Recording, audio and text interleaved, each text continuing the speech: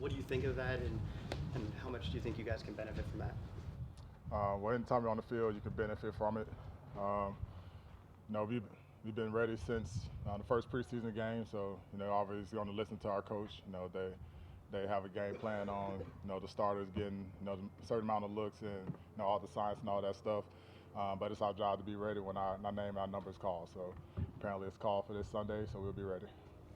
Do you like joint practices? It's been a long time since the Jets and Giants have done this. Do you look forward to these kinds of things? Yeah, I look forward to it mainly because that's a chance for us to get live looks, free reps at a different team, especially when it's not not counting in the win and loss column. So you just have to try to take advantage of the joint practices when you're in pass or whether you're not in pass, and just try to get the best out of it.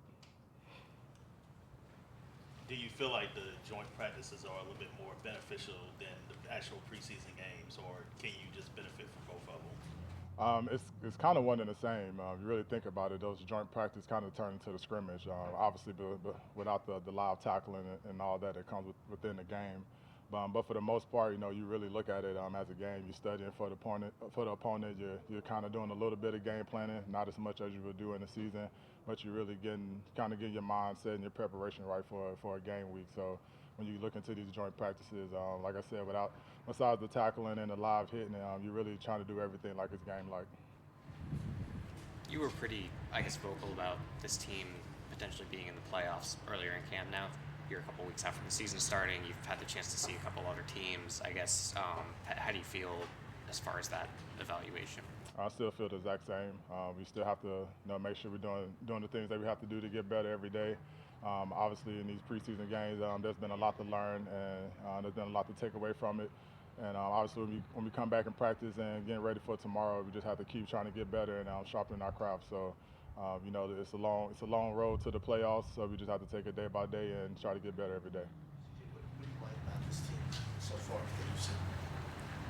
I would say how close we are together, especially this offseason. I feel like we really combined as a team, as a unit outside of the football field. So in terms when we get into those tough games, when we get down in the fourth quarter, and you're looking at your brothers that you need, you can look at them and really respect and understand, the reasons why they're on the field with you.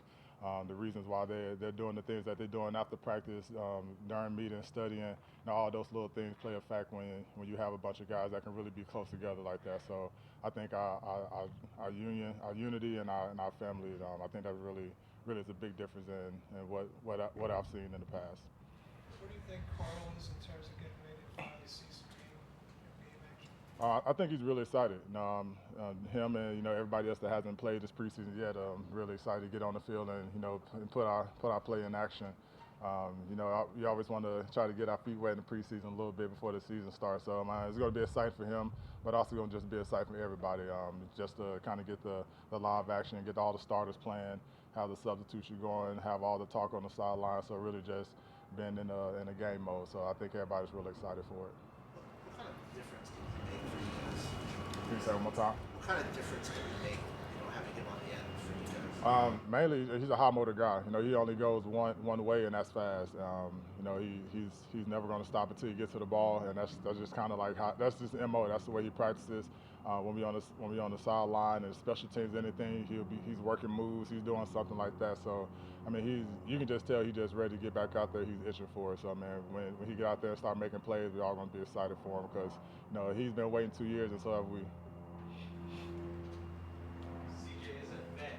You've been through this, many times. But is this kind of a weird week where, you have a bunch of guys here that a week from now won't be because, there's still 27 more cuts to be made. Is it just like, you see guys on the field who you're talking to today that, they won't be on that field again?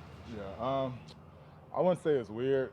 It's just the nature of the beast. That's what comes with this sport, and around this time, we all know and all understand that year in and year out, our defense or our team room will never look the same as it did the year before.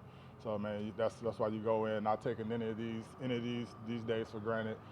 You don't take working out, you don't take hanging out with your teammates, you don't take the meetings, you don't take any of that stuff for granted because it can be gone the next day.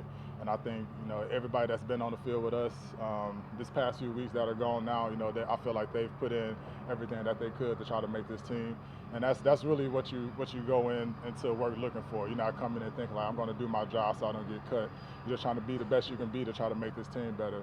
And you just let your play and let your emotion do the talking.